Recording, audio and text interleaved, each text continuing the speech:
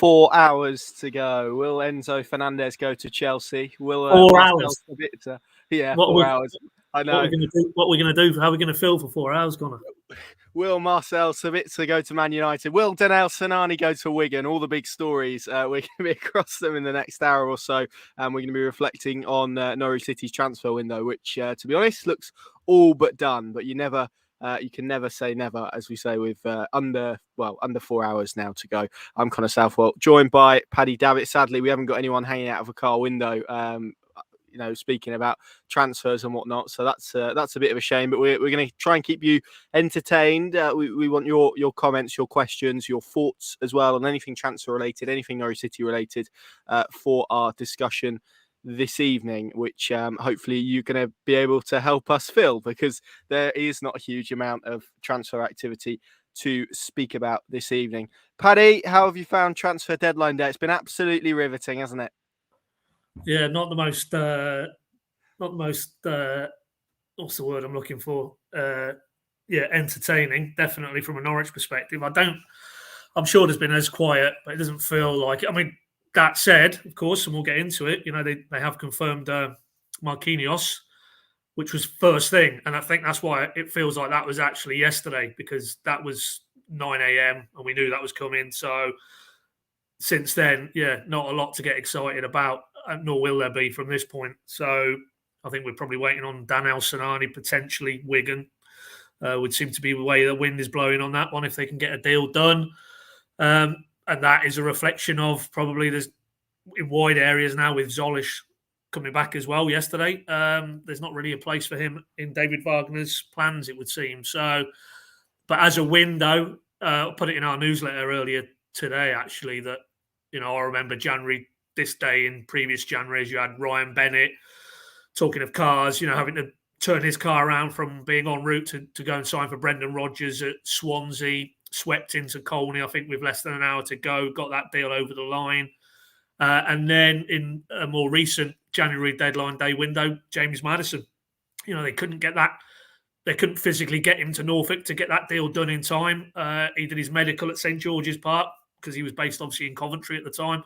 And that didn't turn out to be too bad for either party. But for every excitement there, you have, dare I say, a Philip Heiser style window, and I think we're probably in that category. Maybe not quite as bad as that or as dull as that, but ultimately, for partly financial reasons, but also clearly they feel, and Wagner's reiterated it, there's a group of players there they feel can get the job done, and the fact that, subject to any late drama, we're probably only going to see one new addition under David Wagner's watch, would tell you that in the main he feels there's enough already in the building. So it will be fascinating, won't it, as it plays out from now. But no, I'm sure if I was to stop and really analyse previous Januaries, there was others that felt as lacking in excitement, but this is definitely right up there.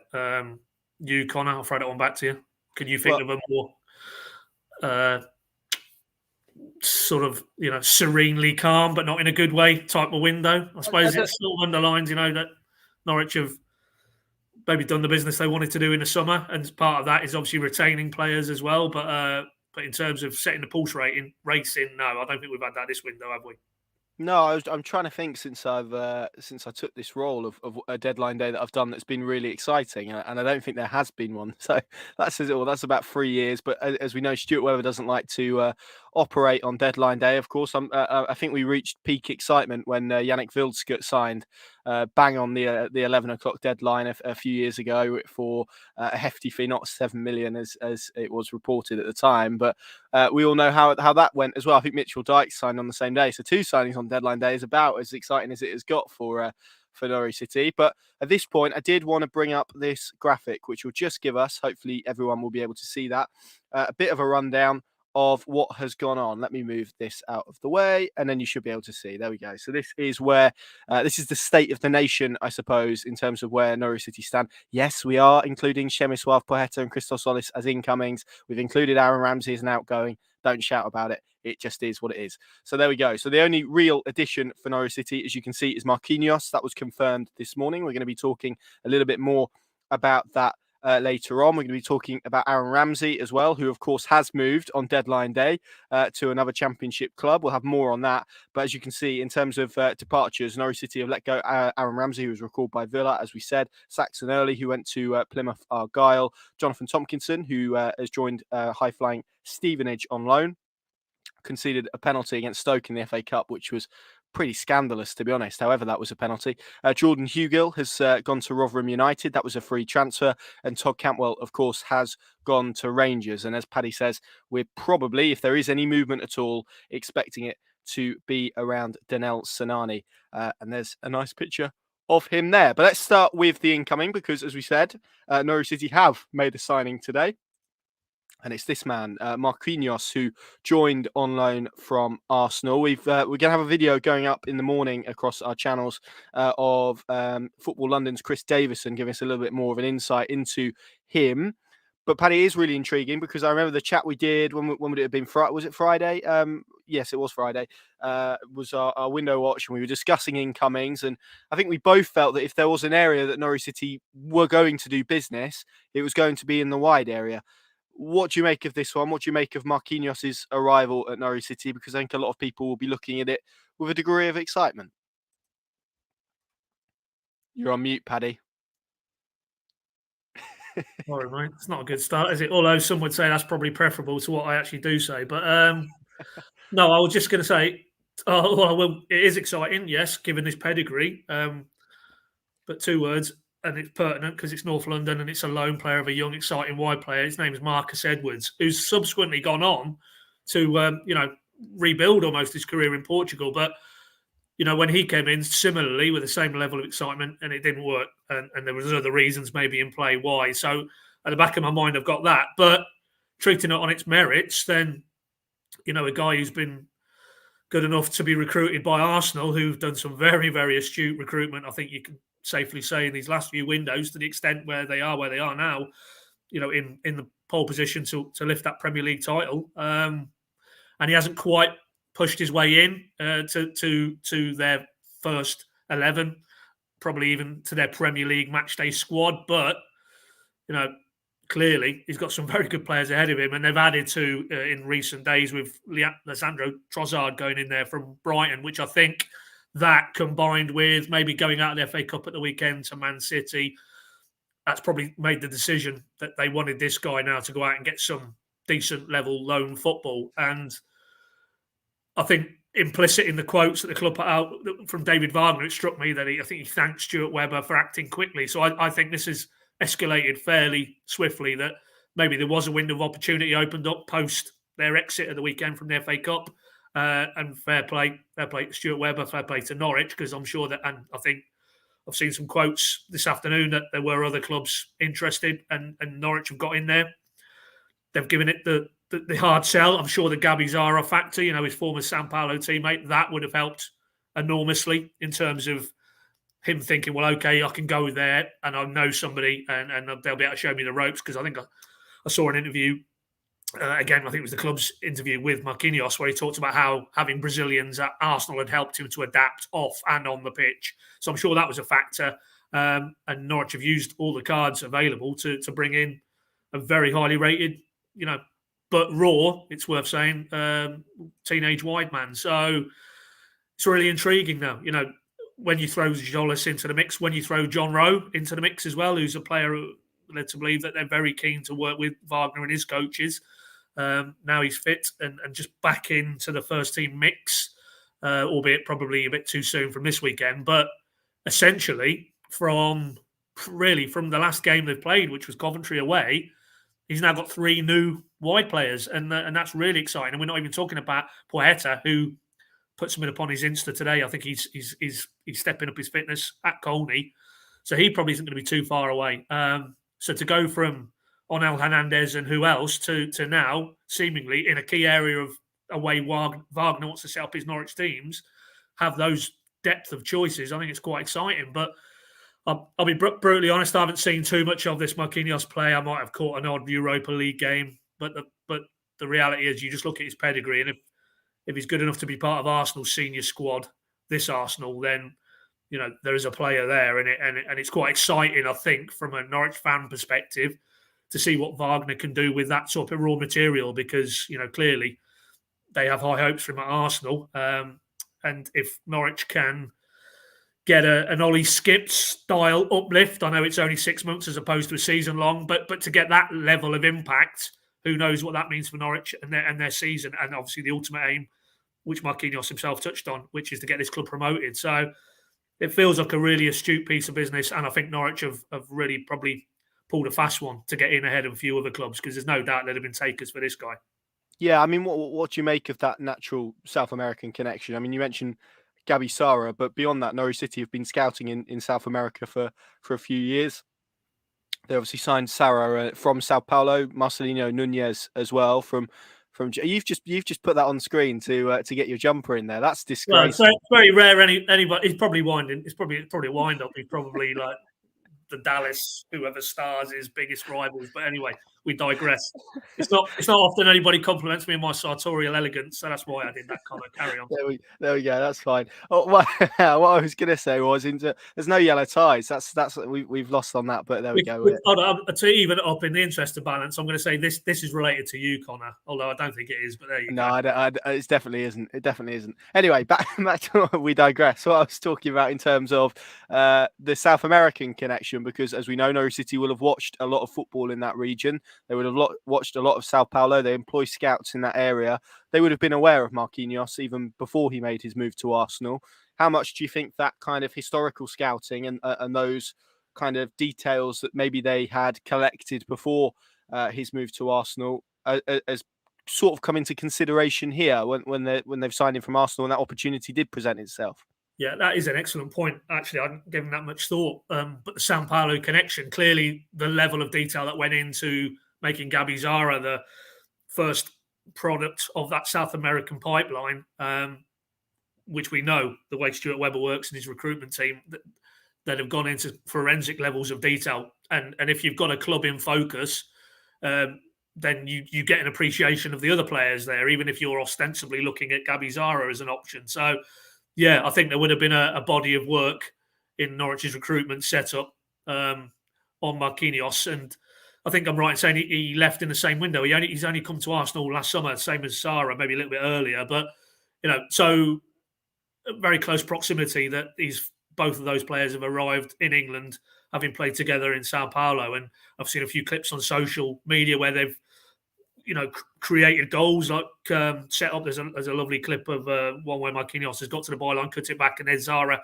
sweeping home a lovely left-footed first-time finish just off the underside of the bar. And if you can see, almost you can envisage that maybe in a Norwich shirt, and it's quite exciting because that type of player, I think a lot of Norwich fans have been craving. And we don't really need to get into a debate on Al Hernandez and his effectiveness or not in terms of assists and goals, but a player who almost himself doesn't quite know what he's going to do when he gets the ball, but that pace, that directness, the way Norwich are set up now, you see the goals they scored at Coventry, you see some of the goals they scored at Preston, that really, really turbocharged transitional element to the Wagner setup when they get the ball.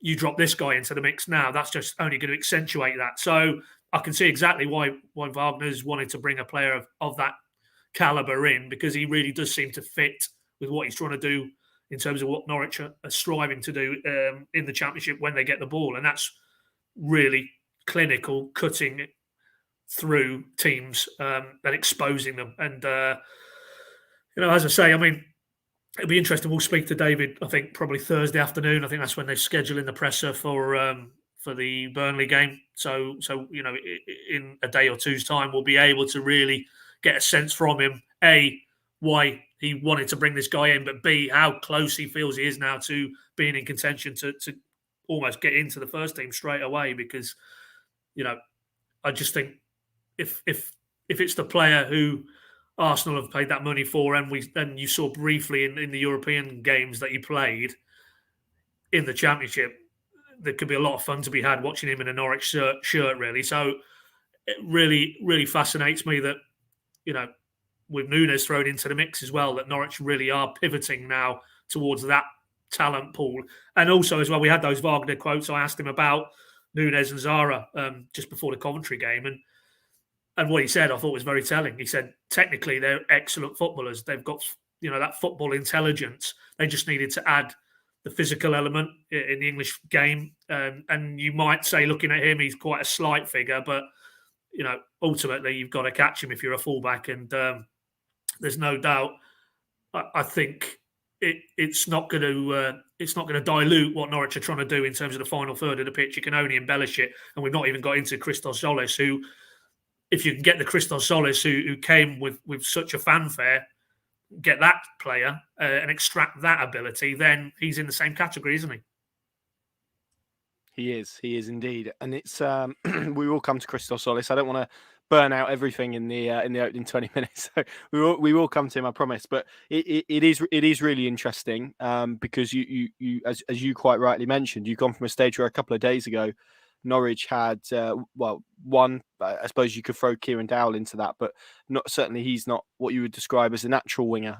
So they've had one player in that position to now having three, and there is a bit more depth. And I think everyone was asking after Cantwell and Aaron Ramsey left earlier in the window whether they were going to do some business. I think we've probably always felt they would. Then there was an indication towards the end of the week that they wouldn't last week, and now obviously this opportunity has presented itself, and they eventually have. How much of that do you think is David Wagner? Because he said he would use this week to assess that free week that they had caused by Birmingham's progression in the FA Cup. How much do you think this signing has to do with him in terms of him knocking on Stuart Webber's door, and they work pretty much next door to each other? That's the layout at Colney, and saying, "Yep, I think we need another one," and then Stuart Webber acting on that. Well, as I say, I mean, it feels that's the way it's gone. It was that chain of command essentially. But we'll wait to speak to David on Thursday afternoon at Colney, and I'm sure he'll add a bit more detail to that. But I think that's very much the scenario you've painted there, Connor, is how it's played out. That after the Coventry game, we sat with him, and it was a 16-minute post-match presser. I'm going to do a Jim White here. I've just had a message, mate. Go on. Breaking news. No, well, Sinani, it would appear, is moving to a conclusion. That's one of them, but he might not be the only one out. So there you go. So who that is, then we can debate that, but in more detail. But I think. Go on, then. Who do you think it is? Let's. I don't know. Don't put me on the spot. I'd have to stop and think about which of the fringe players. It's not going to be. I don't think it's going to be anybody who's in a front line position at the minute. But there you go. So don't go to bed just yet, is what I would say to our wonderful audience.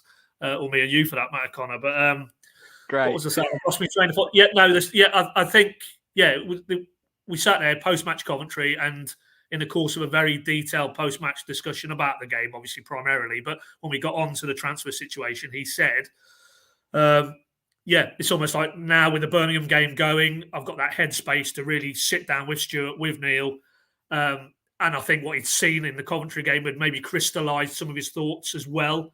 Another 90 minutes. And of course, as we all know, the way that game panned out, not everything went their own way. That first half particularly, I think he would have learnt a few more things about the group of players he's been working with. And obviously, as it's developed since then, clearly they've made a few decisions. Buttons got pressed on Hugo, Buttons got pressed on Cantwell.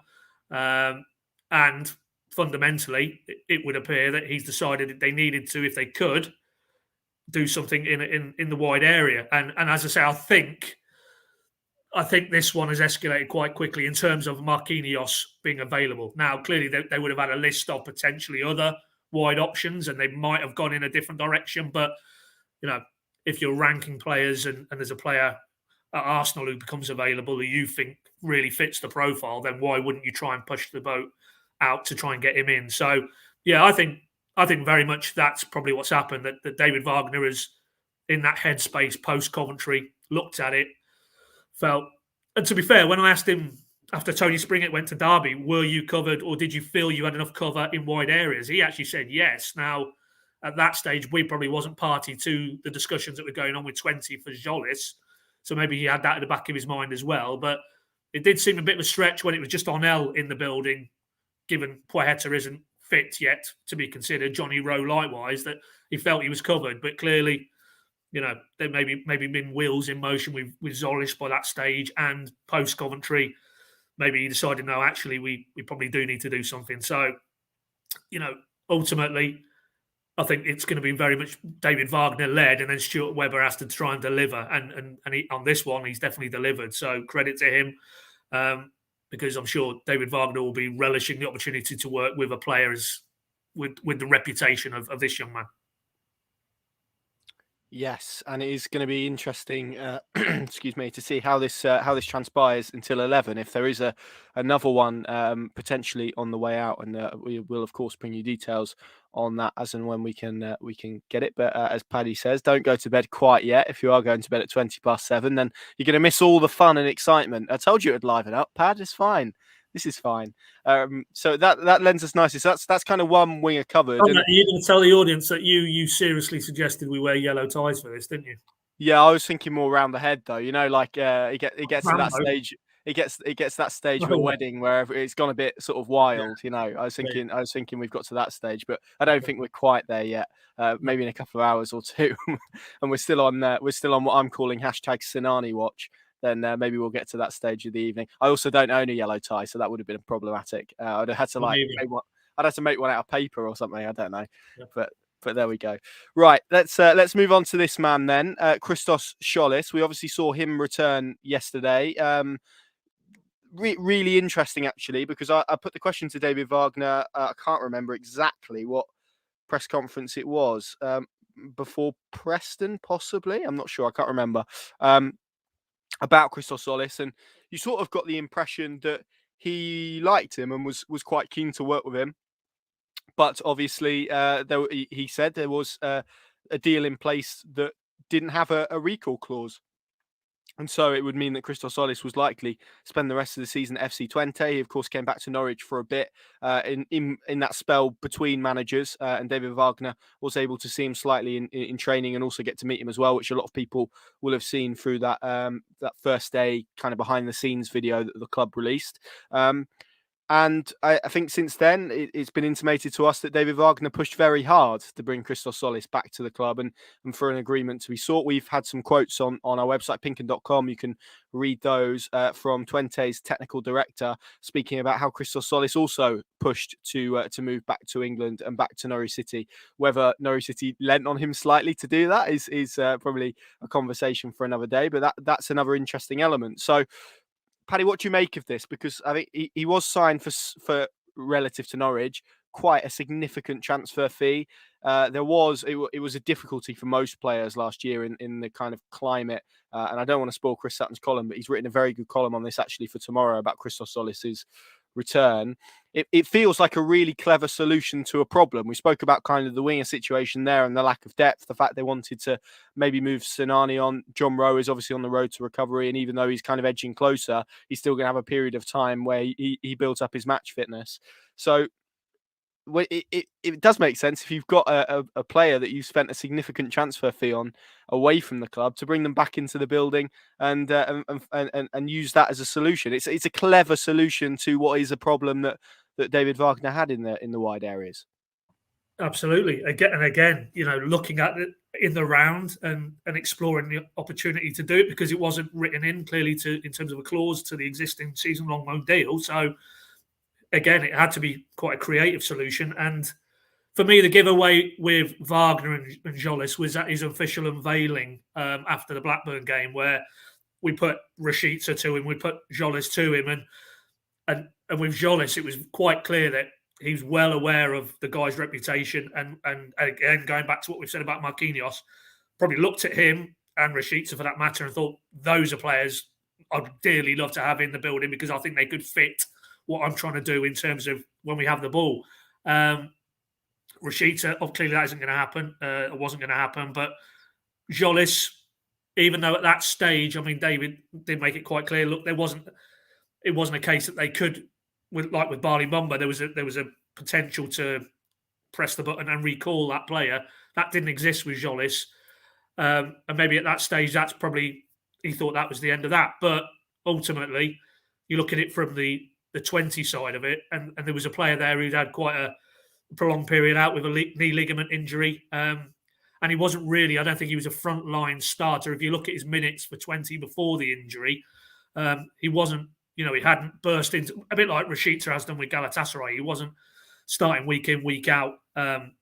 And that certainly wasn't the case after he came back from an injury, which, is going to take him a little time to get back up to speed, undoubtedly. I mean, it was when Wagner came in initially, Tzolis was only then back at the club, at his parent club, doing his rehab. So, and that's only, a matter of 3 weeks, 4 weeks, maybe now, maybe not even that. So, fundamentally, it probably suited all parties, really, both 20, Norwich and Tzolis, to say enough's enough. That wasn't what was envisaged, but it probably works to all our advantages if we just say, okay, shake hands, you go back to your parent club. 20 will continue on with the players that they're currently playing in the 11 every week in their Eredivisie, which didn't include Tzolis. And then for me, it's really, I don't necessarily, in contrast to Marquinhos, who I think might be ready to go, I don't think that's the case with Tzolis. I think it's very much Wagner wants to have a proper look at him in an environment that he can make a more considered decision, and it might be a period of weeks now that he will need to build himself back up. And you can probably put John Rowe into that as well. I don't think where they are now in terms of, and no more so than this Saturday at Carrow Road, Burnley, you need battle-hardened players ready to go. We're in the teeth of this season now, particularly as Norwich are playing catch-up. I don't think you can take chances on players who aren't quite fit physically in terms of match fitness at this stage. But what it might afford him to do, now Marquinhos is in the mix, is him and Hernandez maybe battle it out for the time being. And that allows them to get Rowe up to speed, to get Tzolis up to speed, and maybe even Poeta as well. So, again, you're looking at it in terms of the psychology of it. Again, that's quite clever, that you've almost got a twin track approach now with these wide players. You've added to the depth, but you've also engineered a position where in the here and now you've got options, but also maybe in the next 2, 3, 4 weeks, you're going to get even more options. And ultimately, what does David Wagner want in every area of his squad? Cutthroat competition. And you could argue maybe he doesn't have that in certain parts of the squad, but certainly one glaring error going into these last couple of weeks where he didn't have it was in wide areas. That's no longer the case. So in that regard, they really have addressed what felt like a bit of a concerning area. I mean, I know people might be shouting at the telly, central defensive midfielder, you could argue that. Centre-back, you could as well. I think I've seen a question about letting Tompkinson go out to Stevenage. We'll maybe get into that in due course. So, yeah, of course, you could debate other areas of the team, but I think the one overly concerning area prior to what's happened in the last 48 hours was the wide area of the pitch. I mean, would you agree with me on that one, Connor? Yeah, I would. I also love the fact that you think people are watching us on the TV. That's great. Well, I know what you meant. Yeah, I don't mean we're on TV, obviously. I mean, I don't know what technology you have in the Southwell household now, but in our house, we have a casting device where I can cast from YouTube to. Why are we going down this tangent? Well, anyway, we're I not can all sit in blessed. my living room and watch you. Not that I do it too often, if I'm honest, Connor. But I can watch you on my telly. So that's what I meant. I didn't mean we're knocking Sky Sports News off the. I'm sure that isn't the case. You never know. I'm sure people are consuming this ahead of other outlets. Probably not. What was the question you asked again? Anyway, just about in terms of you look at the squad. Where for you was the overarching kind of area of concern in terms of maybe a lack of depth? Yeah, I think it was wide areas. I think we've spoken about this a lot. There are other areas, I think, across the defence coming into January. I think we spoke about the left back position. Obviously, the return of Dimi Yanulis and Sam McCallum obviously eased those. I think what I would say about centre back and defensive midfield is yes, there probably is a little bit of a depth issue there, but Jacob Sørensen's return probably eases that somewhat. And I think the fact that he is so versatile probably does cover Norwich City off slightly, so that is that's a positive. And it seems certainly from and I think you asked David Wagner a question on Sørensen last week or whenever the last press conference was. He seems to be a player that he really rates and feels he can do a job. And I think we both watched him on Friday. I felt he was a little bit rusty in that game, which is understandable given the period of time that he's been out. I think when we've seen him come on, he's covered right back, which is obviously important at the moment given Sam Byram looks to be out for a few months. So I think the fact that they've had some players return have probably eased areas. Obviously, the fact that Isaac Hayden is out long term is not a particularly great thing for their defensive midfield mix, but Kenny McLean's done a good job there. I think you would worry if Kenny McLean did get injured, although typically throughout his Norwich City career, he hasn't done that and he has been quite reliable. So that's positive as well. So no, I think it's always been the wide areas that I've looked at and thought there's a real lack of depth. I think what's interesting is the fact the two options they have gone with in Tzolis and Marquinhos, both quite young, but 19 and 21 respectively. There's going to be, I think, an element of inconsistency. We've already seen that with Tzolis. Perhaps you've got two players who maybe arrive at Norwich City a little bit low on confidence. I don't want to completely ruin the video with Chris that I recorded for tomorrow morning, but he said Marquinhos probably arrives at Norwich a little bit short on confidence and certainly low on football and minutes. And then you've got Christos Tzolis as well, who's been nursing a knee injury. He's only played 10 games for Twente this season, only scored 1 goal off the back of what's been really quite a difficult spell since he left Greece. So you've got two players there who arrive at Norwich City, maybe not in the best moment in terms of them personally and them individually. And it's going to be up to David Wagner to almost coax the ability out of them and develop them in the same way, I suppose, that we've seen Onel Hernandez and Kieran Dow have a real uplift. So that's another fascinating dynamic. But yeah, in terms of depth, I think it is just those wide areas that I was looking at. And the fact now they have covered it to bring us full circle and to bring us to Danel Sinani, that now feels like the opportunity is there for him to depart, whether that will be a loan or a permanent deal. It seems like Wigan are heading the queue at the moment, if you believe the reports that are out there. What do you make of that, Paddy, in terms of his exit? I guess it's not too dissimilar to what we've seen in terms of Norwich's other options. Todd Cantwell, I would probably put in that category. Jordan Hugill as well. Those players who perhaps are down the pecking order and who David Wagner has decided, actually, you're probably not quite what I need in terms of the style and the philosophy that I want to play at Norwich City. Yeah. I was just looking. We had a comment or two about sorry to see Hugo go, because I think I might have put it up there actually, because he offered a slightly different option in terms of the strikers they've got. But I think with this head coach, that isn't really what it's about. I mean, he would say there probably is enough variety between Sargent and obviously Pookie as well. I'll be inclined to agree. They're not cut from the same cloth in terms of the types of striker they are. So I don't necessarily agree that having the big man up front who they could hit the balls to, I mean, that's kind of quite a radical move away from how Wagner wants to go about the task. But back to Sinani, I mean, ultimately, I think if he goes tonight, but it's a loan to the end of the season, then effectively he's gone, because he's one of those who's out of contract this coming summer. So you're essentially saying goodbye, because I don't believe there's anything in the offing in terms of a new contract for that man. I think it's just, unfortunately, he had that opportunity at the start of the season when Smith and Shakespeare seemed that they felt there was a player there who could really impact Norwich's season. And if you remember, it was actually Rashica who started games on the right-hand side, and then I think he more or less edged Rashica out, although, of course, in the background at that stage, I think, was the interest from Turkey. But that was his opportunity then, to really put a marker down and prove that he could kick on from what he did last season, which was have an excellent season at Huddersfield in a team that got all the way to the playoff final. But it didn't quite happen, and that's not all on Dean Smith or Shakespeare. I don't think Sinani quite took his opportunity, and of course it's a sliding doors moment then, because Wagner's come in and clearly had a look at him.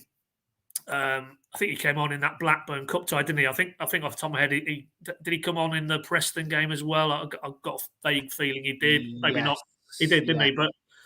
But it's clear that the likes of Hernandez, the likes of Kieran Dow, Gabby Zara, Kenny McLean, in terms of midfield options, they've bypassed Sinani very much so. And as a result, if he's not quite what David Wagner wants from a midfielder, then it's, again, a bit like with Hugill and a bit like with Cantwell, let's be honest. It's in everybody's interests to maybe, shake hands and thank him for his service such as it was, and then go on and have a good career. I mean, if it is Wigan, it looks like they're nailed on to go back down again. But in a roundabout way, that might be a good level that he can really, kick on in his career. And he's still a very young player. So, there's no doubt he can go on and have a very good career. But I don't think he's ever quite suggested consistently that he could be the player that could really impact it for Norwich on a regular basis in the 11. So if it is a loan / a permanent, I don't see there being any fee involved there, if I'm honest.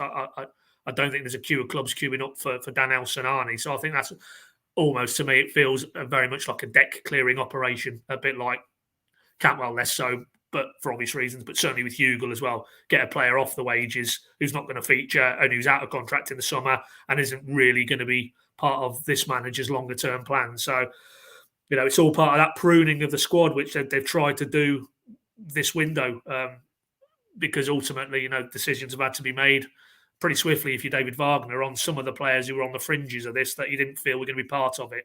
And you just wish him all the best because, he might feel he didn't quite get the opportunities he warranted, having been brought in originally under Daniel Farker and Stuart Webber. But, I think he showed enough in that Huddersfield team that there probably is a championship grade player there. But unfortunately, I don't think it's going to be, it isn't going to be in the Norwich shirt. It isn't. I just want to say, Pat, I stand corrected. I'm going to put this tweet on the screen from Lee. I hope Lee is watching. He is actually watching us on his TV. So thank you for thinking that our faces are worthy of being on TV, Lee. I can assure you they're definitely not. Yeah, I wouldn't go that far. I wouldn't go that far. I've not put enough makeup on for this to be TV worthy yet. But it is an interesting point, and you raise an interesting point. And whilst you were talking there, I was just getting up to players who are out of contract in the summer. And actually, you look at it, Daniel Sinani is, of course, among them. I think it was 8 at the start of January. If Daniel Sinani moves on tonight, it will be 5 players left from that group. So certainly a trimming of those. And those players, I will mention Teemu Pukki, Kieran Dow, Sam Byram, Onel Hernandez, and Michael McGovern, who has done a little bit of speaking on his own situation this week. You can go and read those quotes at pinken.com. You might have to scroll down a bit, but they are there. But it is interesting, Pad, isn't it, in terms of that group of players? I mean, David Wagner has said that Teemu Pukki's had a contract offer on the table since last summer. He's obviously going to take a little bit of time to ponder his future. You would imagine a lot of that will be based on what division Norwich City are playing their football in next season. Kieran Dowell, he certainly feels like he's one that could get rewarded with a new deal if he can maintain this level of form. Sam Byram's a really interesting one, given his injury status at the moment. He's going to be out for a significant portion of time, it seems. But I think whenever you spoke to anyone about Sam Byram, they've spoken about the level of player that he could be if they could keep him fit. And he's obviously had difficulties on that front, unfortunately. Onel Hernandez, I guess you would put in a similar bracket to Kieran Dow, and Michael McGovern, who is going to be 39 in July. So even though I think he said he feels that he can prolong his playing career, it does feel like his playing career at Norwich City, at least, is going to come to an end. So in terms of that group, we have seen, as you said, a real pruning, a real trimming, a real kind of sorting out of those players with months left on their current deals at Norwich City. Yeah, and that was inevitable, really. I mean, there was a lot of talk prior to the window opening about the levels of disruption that would be wrought by, all of those players you've mentioned, the ones who've obviously gone now. When this month's window opened, they all their representatives were free to engage with clubs overseas about pre-contracts and just that level of distraction. Because as much as they could say, look, I'm ultimately just focusing on the football and I'm a professional about it, and I'll leave my future to others in the background. Human nature tells you that of course they've got families, they've got next moves to think about. If you hypothetically, Jordan Hugill's situation, he wants that security for his family. And as much as, you leave it to others, it's got to be there in the background. So there was that fear. But again, they've been very astute. There you go. Not the Messi, surely, yeah? Good. I don't think I'd want the version. You're on mute now, Connor. I don't think I'd want the version who was playing for PSG the other night. Well, I was going to say, I hope he's not just said there's mess in Brundle Co-op there, because that wouldn't be very good for their brand, would it? So yeah. But yeah. But again, you'd have to say from the outside anyway, looking in, that they've navigated that aspect, very well. Cantwell, was that situation played out, and there was no material sort of impact on Wagner or the early part of his reign on the pitch. Hugill, that seemed a very clean break. Sinani, if it's to be that, likewise. And ultimately, I think Dowell and Hernandez are playing themselves into positions where there will be new contracts being offered if they continue in the way they've started. why wouldn't you? Because there's two players there who can really affect it and really seem to have stepped up to the demands that David Wagner's placing on this group of players. So, and then, as you rightly said, with Pukki, that there's been a contract offer there all along, and that's, I think, with him, it's a slightly different situation. That I don't think there was any real sense that he would be distracted or his head would be turned, and maybe that's in terms of his age now and his longevity, and that he would be thinking about the next move. I think with him, if that was one that played out all the way to the summer, you wouldn't be too concerned really in terms of certainly any negative impact on the pitch between now and then, because ultimately, if he delivers, Norwich deliver, and we all hope Norwich are back in the Premier League, then if I'm Timu Pukki, and I'm at a club who've just got back into the Premier League, I don't think I'm going to get a better offer ultimately. So that one could resolve itself pretty seamlessly if Norwich are back in the Premier League. If they're not, then it remains to be seen, what happens with him. But if he did go, then, he'd go with, his legacy intact and, in the real pantheon of Norwich strikers. And of course, he's gunning now for some big targets in terms of the top of that all-time list, as we know. But no, I think overall in this aspect of the January window, those out of contracts and the potential disruption that it could have left, they've navigated it very well indeed. And as I say, if Sinani does go, then that's just another thread that's been kind of pulled away and on they move. But it must have been a tricky one because where they are now in terms of the finances, which have all been mapped out, as we know in the last set of published accounts, in terms of they just don't know where they're going to be playing their football in 7-8 months' time. Very difficult to start throwing contracts at these players if they don't come with a lot of caveats and sort of different types of scenarios. So, that's the sort of road they've had to sort of go down. And it would seem that, getting Cantwell out, getting Hugill out, as it would appear Sinani out as well, and also on the flip side, incorporating or bringing Dowell and Hernandez firmly into this mix. Pukki obviously already in the mix. They've navigated very well, I would say. Yeah, I would concur. It's been a really productive window, actually, in terms of, and often it can go under the radar, kind of that trimming the squad aspect, but it's been really important resolving those issues around Todd Cantwell and Jordan Hugill for various different reasons. I think have been really important. And I mean, we've said it already, but Beck has confirmed that they've swept the corridors of Colney. They say that everyone has gone home for the night, so lucky them, because we're here till, well, not here, but we're working until 11 o'clock this evening. Poor us, I know. Get the violins out. What I did also I wanted to talk about, Pad, was, let me get a picture up. Oh, I'm enjoying this control, this level of control I don't usually have on the broadcast. Aaron Ramsey, he was recalled by Aston Villa at the start of January with a knee injury, and he returned to Aston Villa to do some rehab. I'm going to quote Alan Russell, who was in temporary charge of Norwich City at that stage. Let me just find the exact quote. So this is what Alan Russell said on the 31st of December about Aaron Ramsey. He said, and this is a question I think from you, Pad. Must have been one of the ones that he liked. He's had the surgery. It looks like he will be out. Where were you going with that anecdote, Connor? I can't think. Not going anywhere. But nice of you to rock up this evening.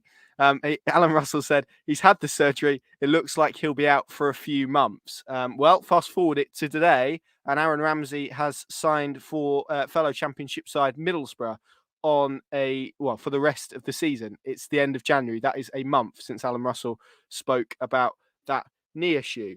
Really, really, really curious, Pad, because I'm not a medical expert, but if you have, and it was surgery, wasn't it, that he had on that knee, and he sustained it in Tampa during Norwich City's trip during the World Cup break. If you have surgery on your knee and you're supposedly out for a few months, I'm not quite sure. And again, I'm not a medical expert, so maybe someone who is a medical expert will come in the comments and explain to us how that is possible, that he is then fit enough to sign for another club at the end of January. I mean, what do you make of that? It is a really curious situation. And naturally, I think people have kind of looked at it and gone, well, what on earth has gone on here? Well, I mean, the first thing I would say in terms of the Alan Russell quotes, I wouldn't definitely hang him out to dry there, because ultimately... I'm not. No, that's not. No. No, I'm not saying know you what are. you mean. No, I'm not saying you are. I'm just saying that in that press conference, it was very clear that, ultimately him and Steve Weaver, this was post Watford, I think, off the top of my head. So, their focus for those pretty intense 3 or 4 days post the decision to part company with Smith and his 2 coaching uh, lieutenants, Bramley and Shakespeare, would have been fully on those 2 games and the preparation of it. And Ramsey wasn't part of that.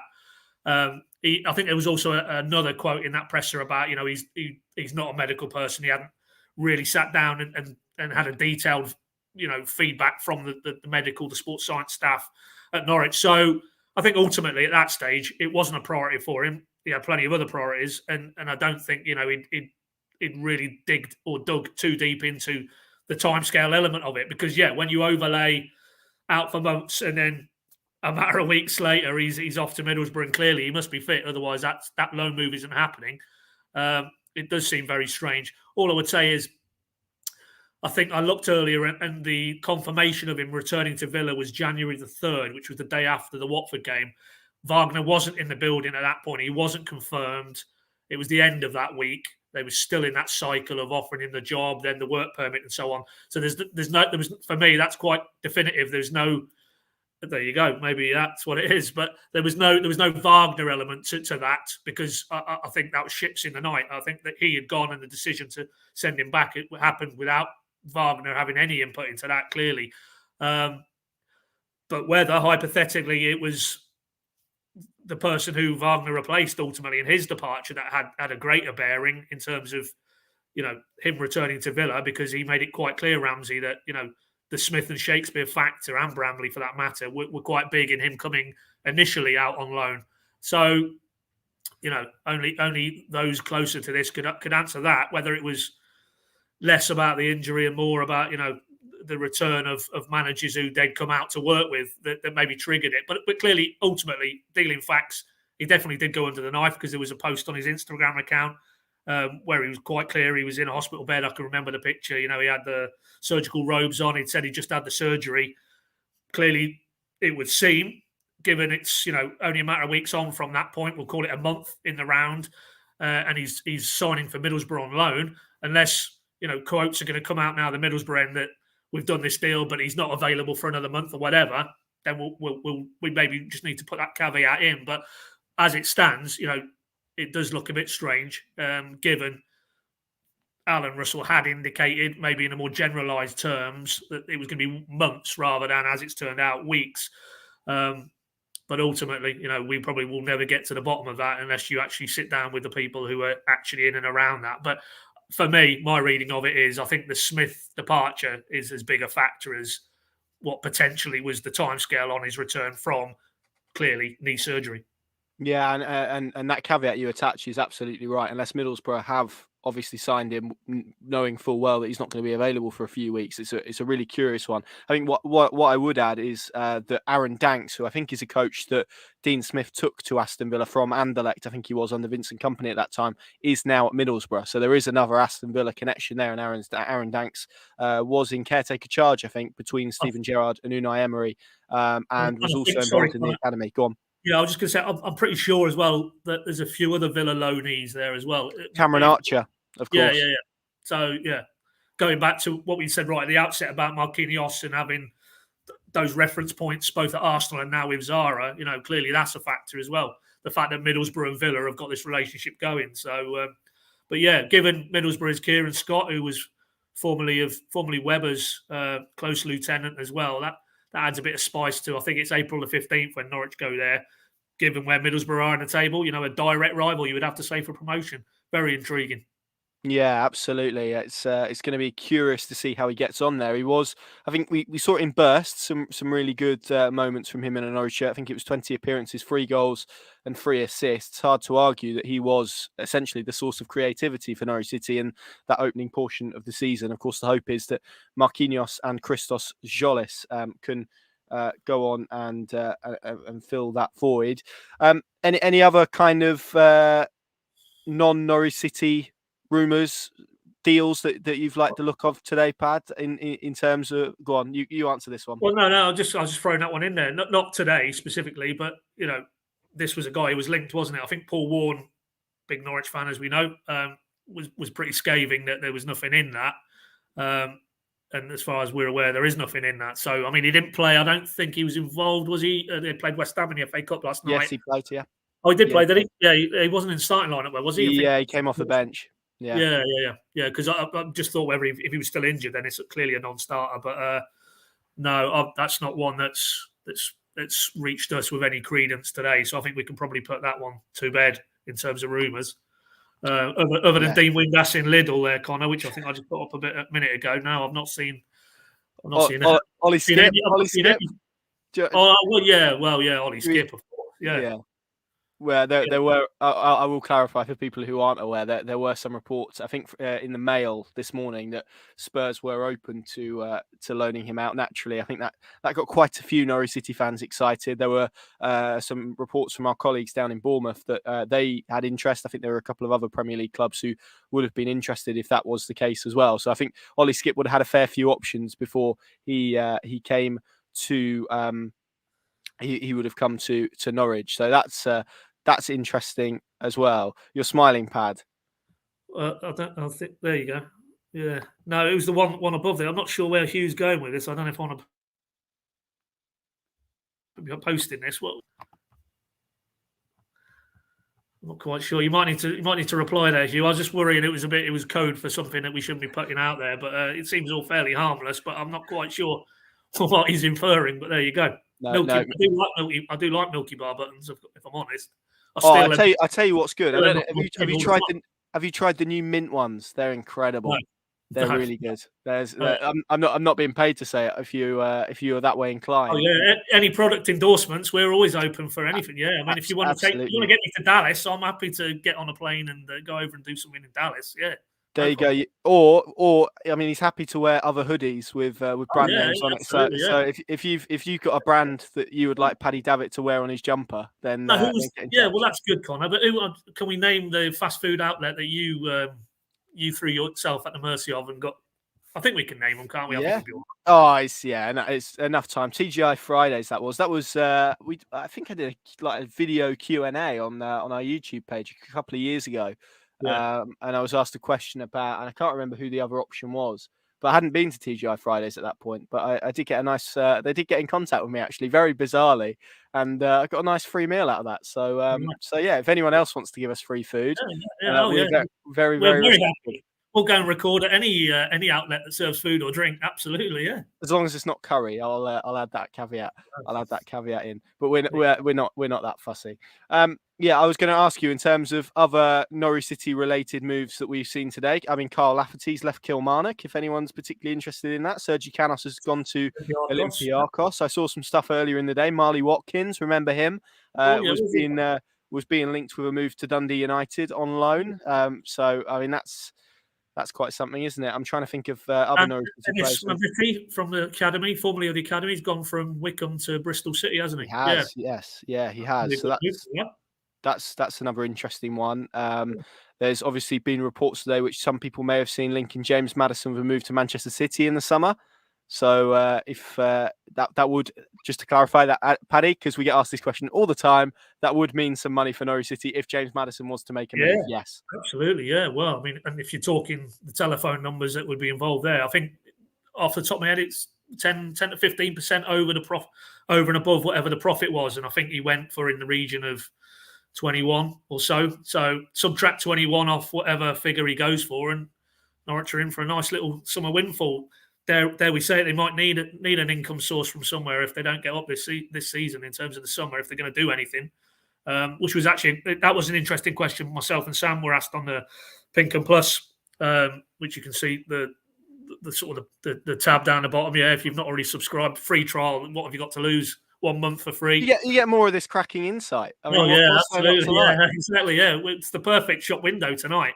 This sort of level of insight and expertise. But I've lost my train of thought. No, on the Q&A, they were. I have completely lost my train of thought. What was I talking about, Connor? You were talking about James Maddison and his sell-on clause, I think. Yeah, no, we were, but it was more broadly in terms of, we're talking obviously now quite rightly within the final hours of this window, but really intriguing how hypothetically another season in the Championship with all the financial pressures that would bring, what a summer transfer window would look like. We got that question asked on the Q&A, and it's true. In terms of the finances, I don't think there would be huge amounts of money to refresh the squad this summer. They'd probably have to look down the route of one of their more saleable assets. We can all throw in the names who might come into that category: a Max Aarons, of Obama Daly, those type of players.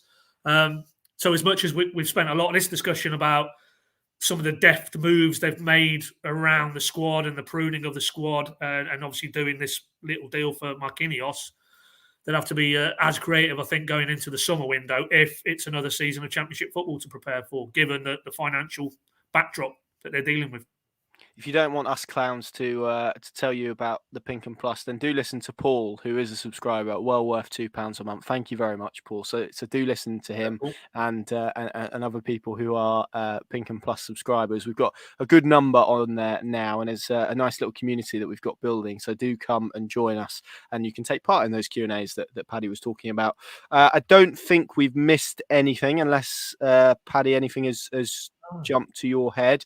What I did want to tease before we go is we've got a nice interview tomorrow that I think a lot of people will enjoy with a popular former Norwich City player. So that's well worth keeping an eye out for. We may well have mentioned him in this video. So there's about 100 there for you to try and work your way through and see if you can work out exactly who it will be. But if not, you'll find out tomorrow at 5 o'clock. That's a good one. I don't think we've got anything else to mention, Paddy, have we? Obviously, we will be, both of us will be on the live blog until 11 o'clock this evening. So do keep up to date on there, obviously, for the latest on Sinani, for the latest on largely outgoings, I'm afraid, rather than incomings. So can you get Pink and Plus on the telly then? Wouldn't it be great if you could? That would just cap it off. There probably is a way with technology. Yeah, we'll have to look into that. Yeah. So I mean, some of the live stuff. Well, I thought you'd know with your typecasting. Whatever you call it, technology. No, I don't know where you're going now. I think we've been talking for too long now. We're just talking gibberish, or more gibberish than usual. So yeah, we probably should wrap up, Connor. We might have to produce some content around a couple of exits, it sounds like. Yes, we will. Thank you all very much for joining us, for keeping us company in the last hour as we approach 3 hours left before the deadline gently is pushed to a close at 11 o'clock. There we go. We have reached delirious levels now. Thank you very much for watching, and we'll see you again very, very soon.